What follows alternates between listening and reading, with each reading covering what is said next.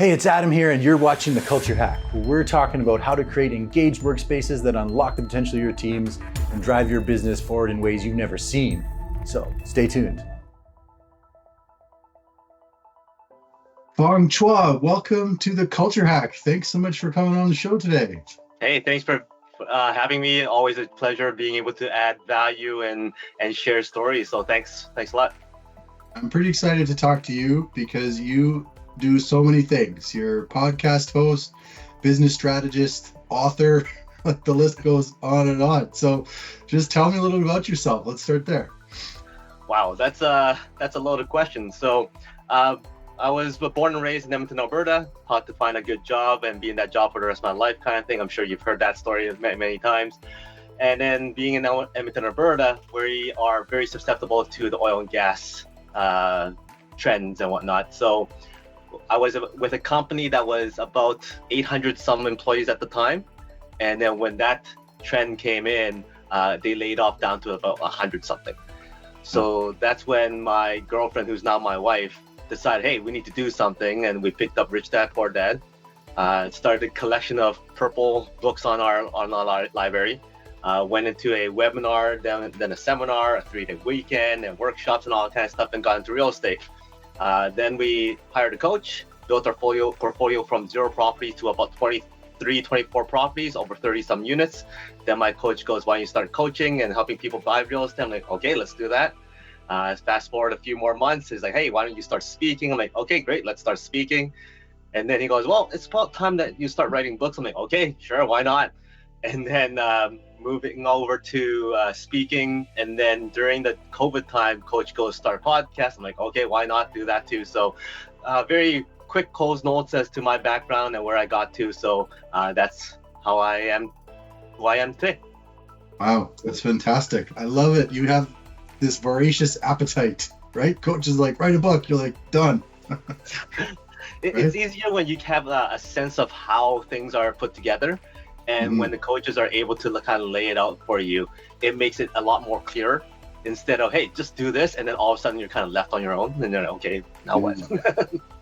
Yeah, there's a real power to coaching, and you're getting into coaching yourself. So you coach others in the real estate and in that world as well.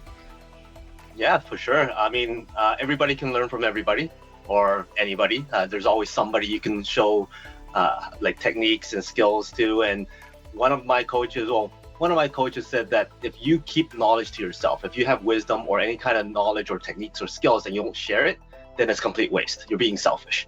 And therefore, if you do have those skill sets, you do have that knowledge, then spread that knowledge so that you can help other people, so they in turn can spread that knowledge to somebody else. So it's been very fun to be able to help people either get their first property, publish their first book, or experience speaking on stages. So that's what I've been doing.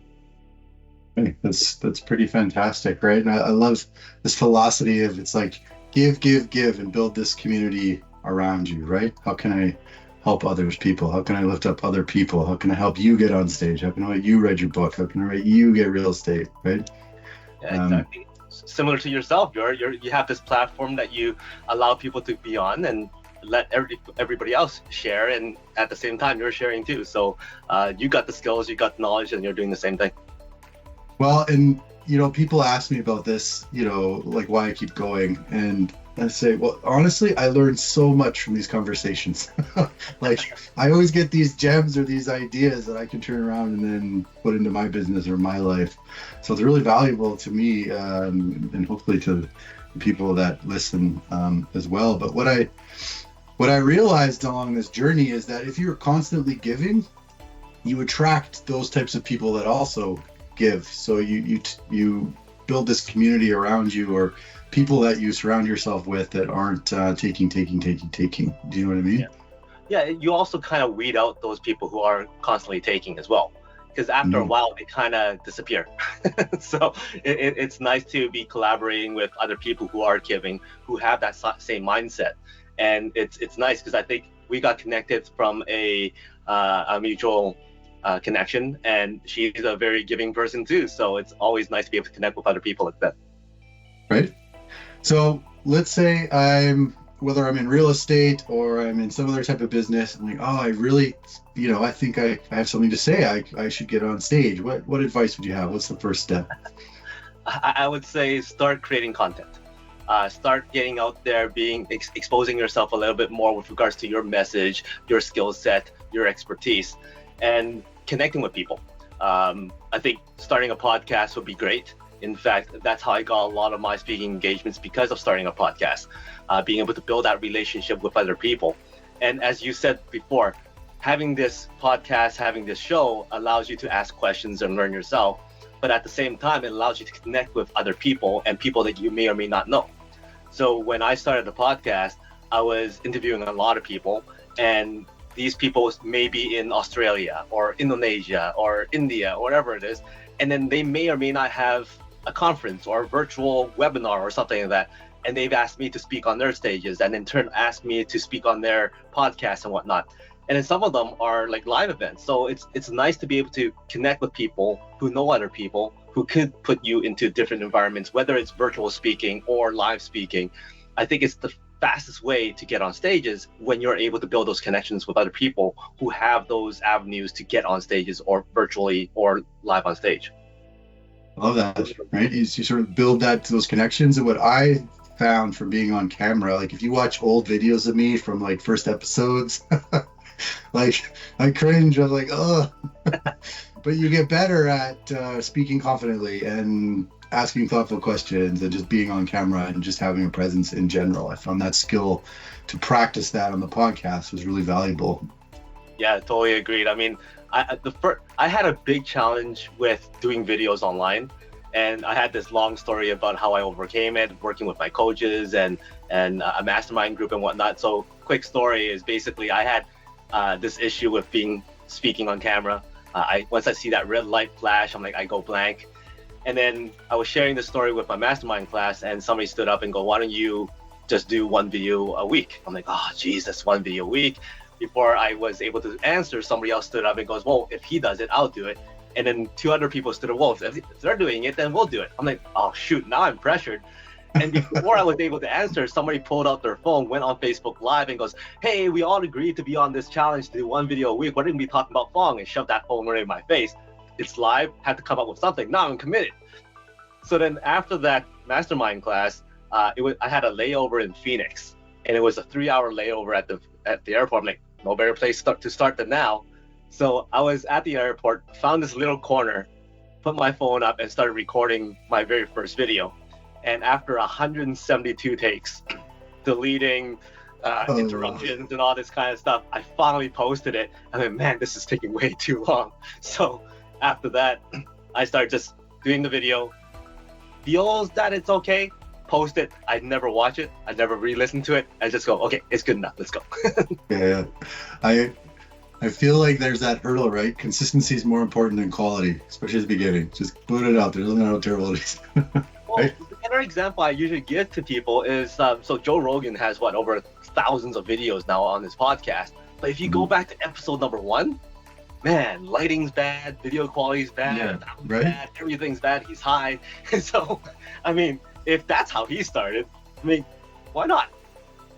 Well, and I think it's this idea of opening doors, right? A lot of people start a podcast, they do 6 episodes, 10 episodes, and then they're like, and then they quit. And, in my experience, like I'm on 120 something or whatever, but like until I hit like 50, it didn't do much for me, right? And I've met other people who have gotten like really big and they're like, yeah, try 700, right? Or 1,000, right? Like, yeah. Hey, you gotta keep going.